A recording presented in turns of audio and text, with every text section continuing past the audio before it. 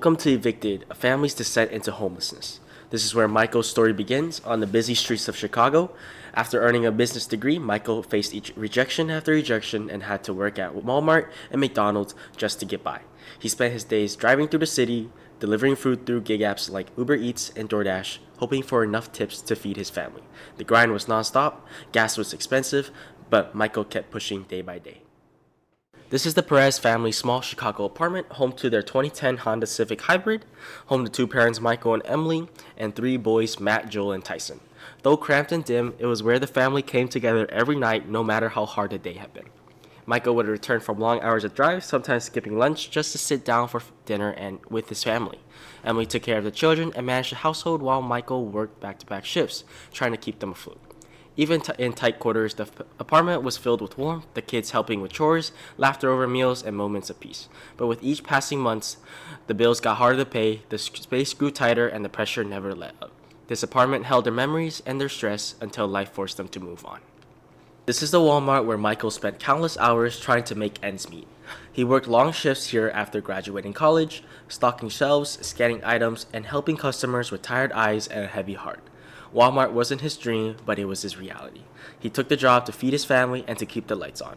Inside the store, you could feel the weight of his routine, repetitive work, low pay, and little recognition. The break room offered no real break, just a moment to sit there before clocking back in. Even with a degree in business, Michael was treated like he had no future, a reminder that education doesn't always equal opportunity. Still, he showed up every day without complaint because his family depended on him.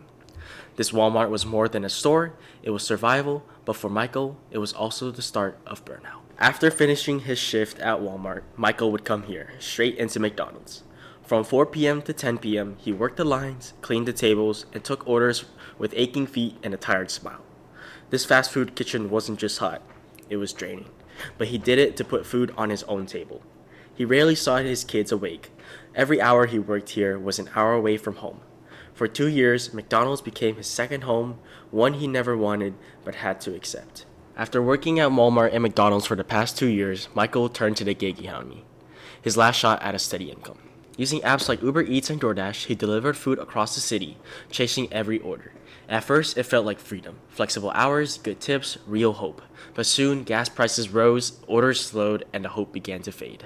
With eviction looming, the Perez family made a final move, leaving everything behind in search of a new start. They packed what little they had and headed west. Phoenix was their last hope, a new city, a fresh beginning, but the struggle wasn't over. Each morning, Michael drove through Phoenix in his old Honda Civic, dressed sharp and full of hope. He had landed a sales job at a company called Corp, his first real opportunity since graduating.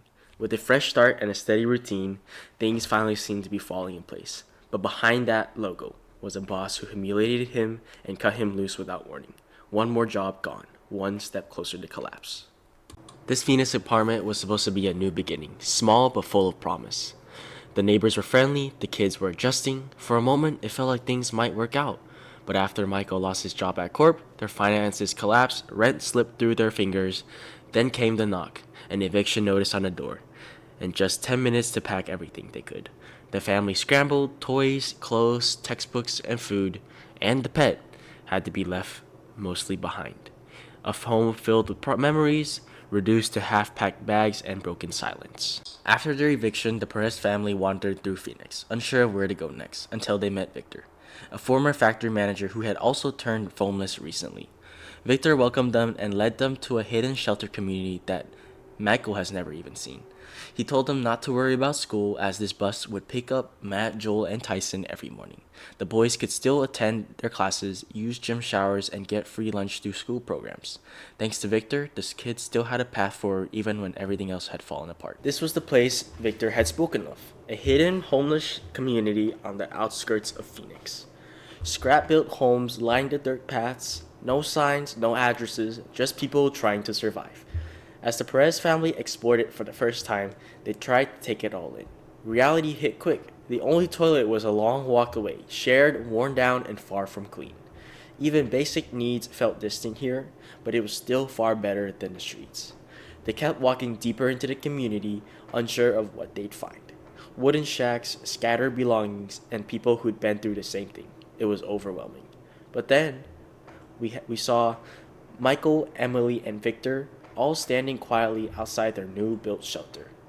Michael stood quietly, exhausted. Emily held the boys close, and Victor gave a small, knowing nod. They didn't need to explain what they'd all been through. The silence said it all. In this place built from scraps, they found something real. People who cared, who shared, and who stayed. They had no walls, no front doors, no certainty, but they had each other, and that was enough to begin with. This world tells a story of Michael and his family, a journey through hope, hardship, and survival. From the busy streets of Chicago to a cramped apartment filled with love, the struggles began long before eviction. Michael worked 2 jobs just to survive, one at Walmart, another at McDonald's. Later, he hustled through the gig economy, driving across the city for every dollar. With savings running low, the family made a final move to Phoenix, chasing new beginnings but finding the same pain. He landed a sales job, but behind the scenes, he lost it. Got an eviction notice and had to leave everything behind, but they still kept going. When society turned its back, the Perez family found hope in the homeless community.